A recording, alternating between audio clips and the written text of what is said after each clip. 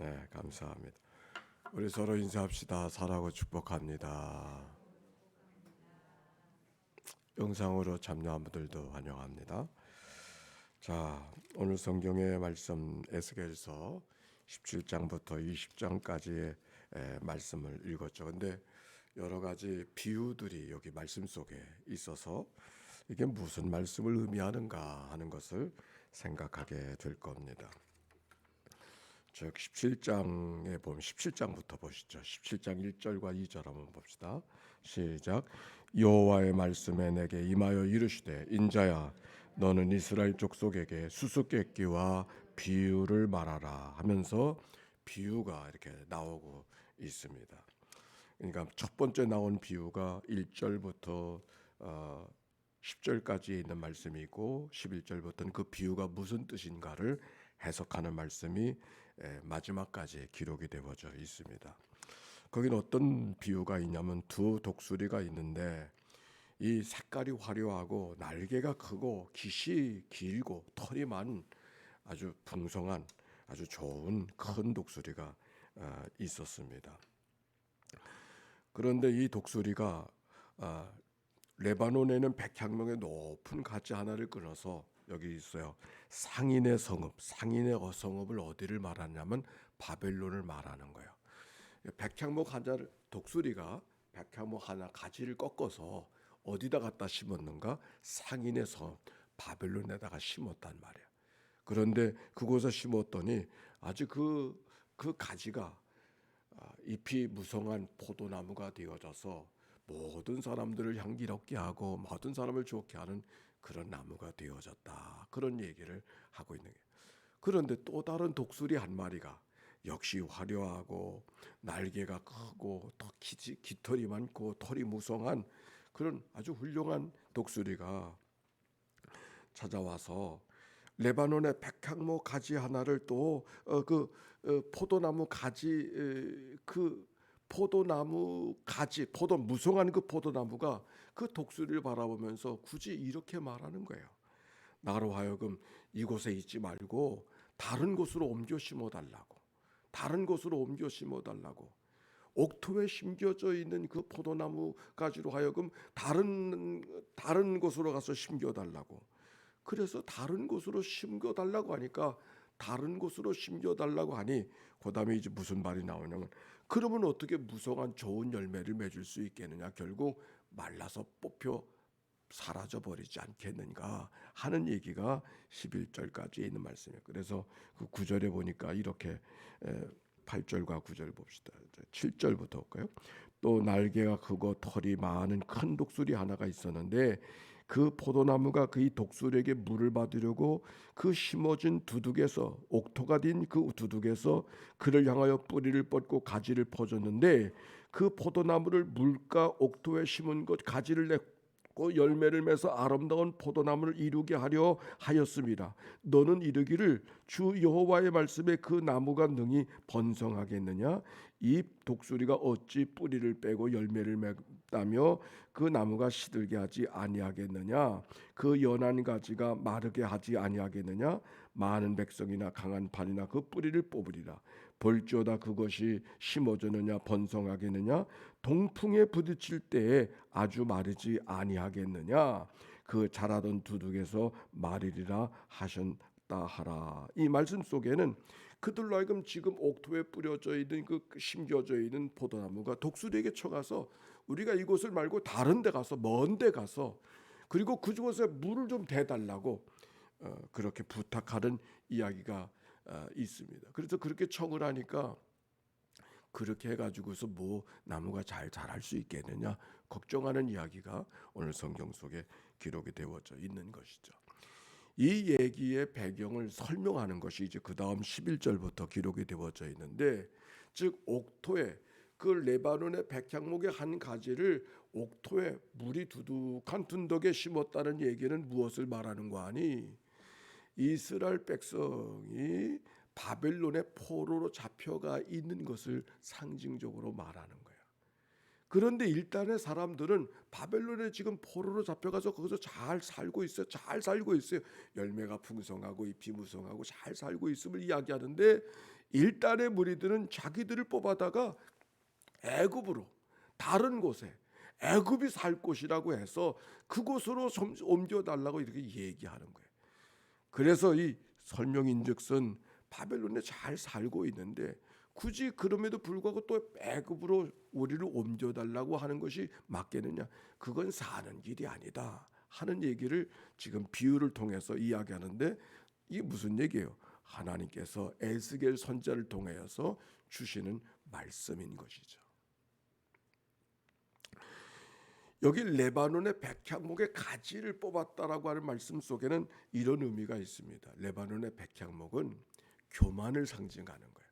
즉 이스라엘 백성들을, 교만이 상징되어진 그 예루살렘 성에 있던 백성들을 그 위에 연한 가지 하나를 꺾었다. 즉 교만하기 짝이 없는 이스라엘 백성들이기 때문에 하나님께서 그들을 다루시려고 그들 가운데 가지를, 그 레바논의 백향목을 거기 심겨진 대로 두지 아니하고 가지를 꺾어서 먼 곳으로 가서 어디다 심었어? 바벨론에다 심었다. 그 다음에 17장, 18장, 19장, 20장에 19장에도 비슷한 비유가 또 나오는데, 이 얘기는 무엇을 배경으로 하고 있느냐면, 이스라엘 백성들이 나라가 요시야 왕이 있었고 갑자기 전쟁터에 나가서 죽지 않았습니까? 그 다음에 이어진 왕이 엘리야김이라고, 여호야김이라고 하는 그 왕이었어요. 근데 그 왕이 바벨론을 섬기려고 하지 않냐고 다른 일을 섬기고는 얼마나 바벨론 사람들이 찾아와 가지고서 여호야김이라는 왕의 그 아들이 여호야긴이라고 하는 왕이 있었는데, 그 어린 왕이에요. 근데 바벨론을 섬기지 않냐고 애굽으로 따라감으로 말미암아 바벨론이 그 다시 공격을 해서 침입해서 그 왕을 잡아가지고 가버렸다는 말이에요.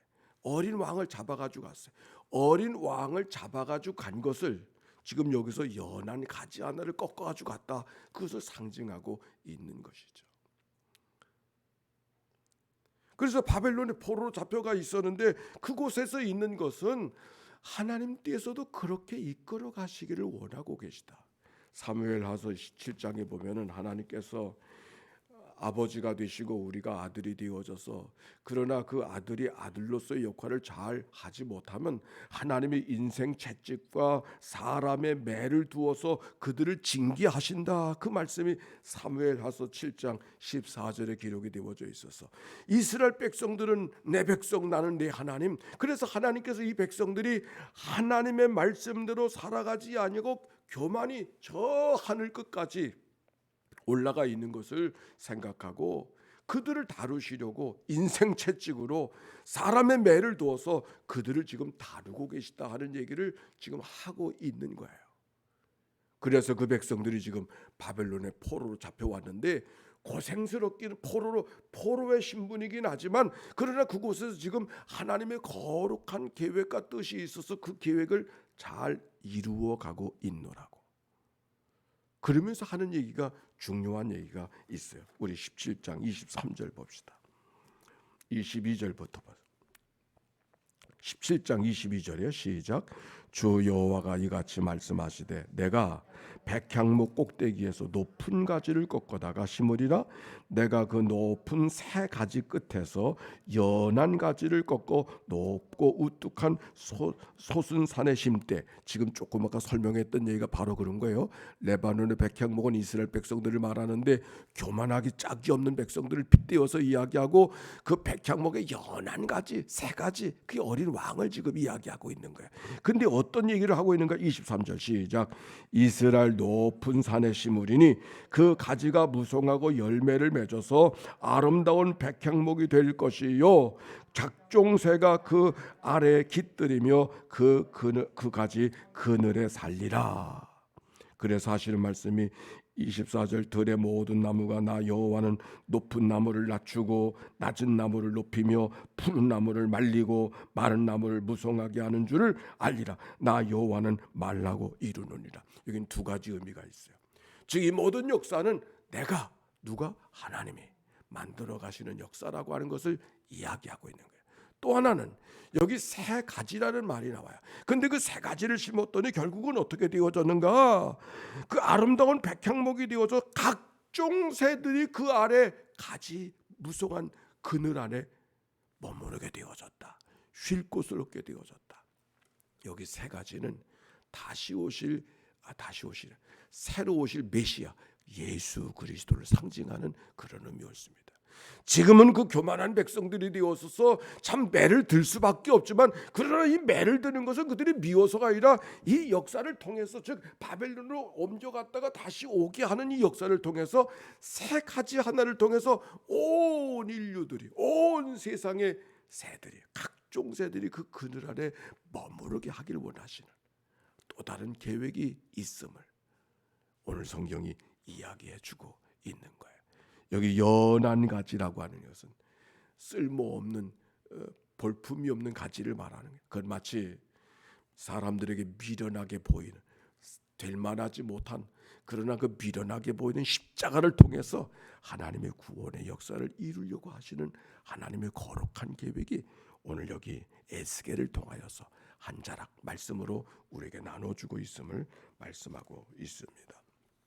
자, 그 역사의 배경에서 오늘 17장부터 20장까지에 있는 얘기를 쭉 얘기하면서 18장 속에는 그들이 하나님이 다루실 수밖에 없는, 그들의 부도덕하고 약속대로 언약의 백성대로 살지 못한 그런 일들을 책망하는 이야기가 기록이 되어져 있죠.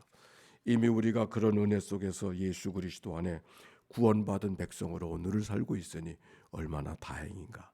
하나님의 새 가지 안에서 우리가 살고 있음을 기뻐하고 감사하며 그 은혜를 나누며 살아가는 이날 우리의 삶 되시기를 주의 이름으로 축원합니다. 우리 함께 기도하십시다. 예수의 기도입니다. 하나님의 아들 우리 주 예수 그리스도여, 이 죄인을 불쌍히 여기소서. 하나님의 아들 우리 주 예수 그리스도여, 인천 연희교회를 불쌍히 여겨주시고 주님이여, 주님 앞에 올려드리오니 자비를 베풀어 주소서. 하나님의 아들 우리 주 예수 그리스도여, 새벽 기도자들을 주님 앞에 올려드리오니 주여 저들을 긍휼히 여겨 주소서. 하나님의 아들 우리 주 예수 그리스도여, 오늘 속회로 모여지는 날이 옳습니다. 모든 속자님들을 주님 앞에 올려드리오니 주여 저들을 긍휼히 여겨 주옵소서. 하나님의 아들 우리 주 예수 그리스도여, 오늘도 평상에서 이 아침을 맞이하는 식구들을 주님 앞에 올려드리오니 주여 저들을 긍휼히 여겨 주옵소서. 하나님의 아들 우리 주 예수 그리스도여, 오늘도 귀한 예물 봉헌하며 하나님 앞에 마음과 헌신을 드리는 종들을 주님 앞에 올려드리오니 주여 저들을 긍휼히 여겨 주옵소서. 감사합니다. 비유로 말씀하신 하나님의 에스겔을 통한 메시지 속에 우리를 향한 하나님의 은총이 가득 담겨져 있음을 고백합니다. 그리스도 안에서 우리가 하나님의 자녀, 하나님의 백성 되었음을 기억하고 기뻐하면서 오늘도 살아가는 저희들 되도록 축복하여 주시옵소서.